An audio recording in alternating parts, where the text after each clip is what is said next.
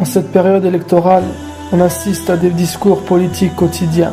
Et j'aurais tellement aimé que l'un d'entre eux se lève et déclare publiquement: mes chers compatriotes, mes frères, mes sœurs, ce bas monde est en train de plier bagages.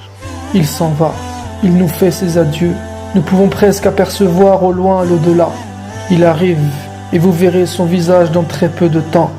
En attendant, continuez vos efforts et ne perdez plus une seconde. Aujourd'hui est le travail et demain sera la course. Chacun d'entre vous se précipitera avec les œuvres de ce monde pour arriver le premier. Mais beaucoup d'entre nous n'auront plus aucune provision avant d'avoir atteint à peine la moitié du voyage. Ces gens-là sont les plus grands perdants. Ils ont perdu leur temps. Ils ont voulu gérer et ils ont perdu leur vie. Vous êtes dans des jours où l'espoir est permis. Tout est encore possible. Mais n'oubliez pas que cet espoir est limité par un délai inéluctable qui stoppera chacun d'entre vous dans son élan. Où que vous soyez, la mort vous viendra. Qui que vous soyez, la mort vous arrêtera. Elle n'aura aucune compassion pour vous. Elle n'aura aucun remords à faire de vos enfants des orphelins. Alors résignez-vous et préparez-vous à la rencontrer. Quiconque est négligent dans ces jours d'espoir, avant l'arrivée de son délai, est la personne la plus débile qu'il soit. Œuvrez pour Allah dans l'aisance, comme vous œuvrez pour lui dans la difficulté. Pourquoi vous ne vous tournez vers lui que lorsqu'il y a urgence, que lorsque vous avez besoin de lui pour une affaire de ce bas monde, que lorsque vous êtes malade, que lorsque l'un de vos proches est parti pour de bon? Pourquoi vous n'œuvrez qu'en période de crise, et une fois qu'il calme la tempête, vous retournez à vos distractions? Œuvrez pour lui quand tout va bien, comme vous le faites lorsque tout va mal. Il n'y a pas une chose dont les demandeurs dorment aussi merveilleuse que le paradis, ni une chose dont les fuyards dorment aussi terrible que le feu de l'enfer. Celui qui ne profite pas de la vérité sera égaré par le faux. L'erreur nuira à sa vie. Attachez-vous donc à la vérité. Acceptez-la telle qu'elle est. Et ne cherchez pas à la modifier pour qu'elle vous arrange. Allah vous a indiqué le chemin. Suivez-le et ne déviez pas. Soyez-lui soumis et ne laissez personne vous manipuler.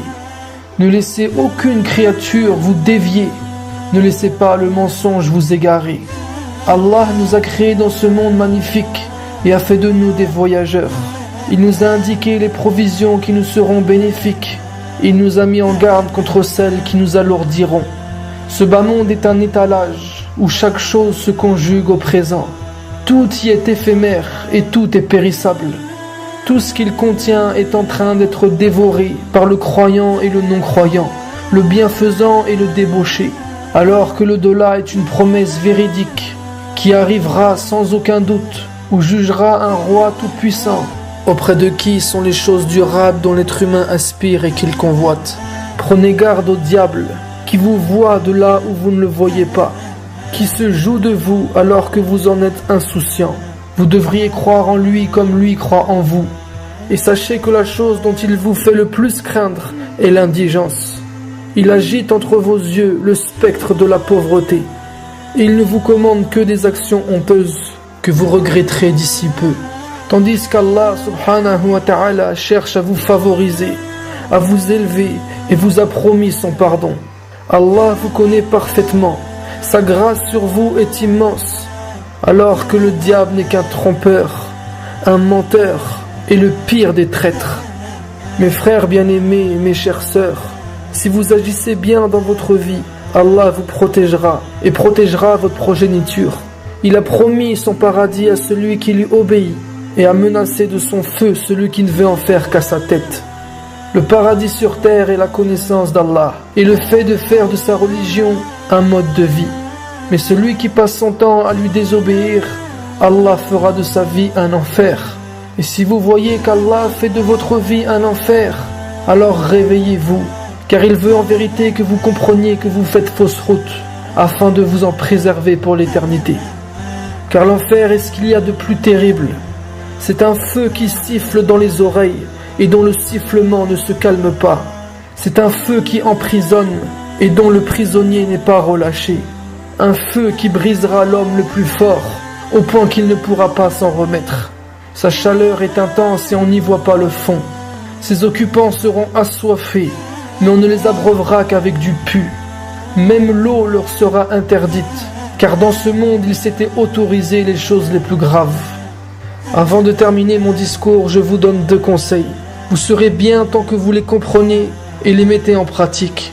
Ne suivez pas vos passions, votre instinct bestial et vos envies intenables, car vous vous éloignerez de la vérité et ne serez jamais rassasiés.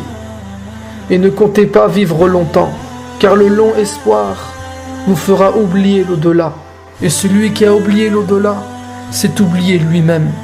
Et de quoi peut se rappeler celui qui a oublié sa propre personne?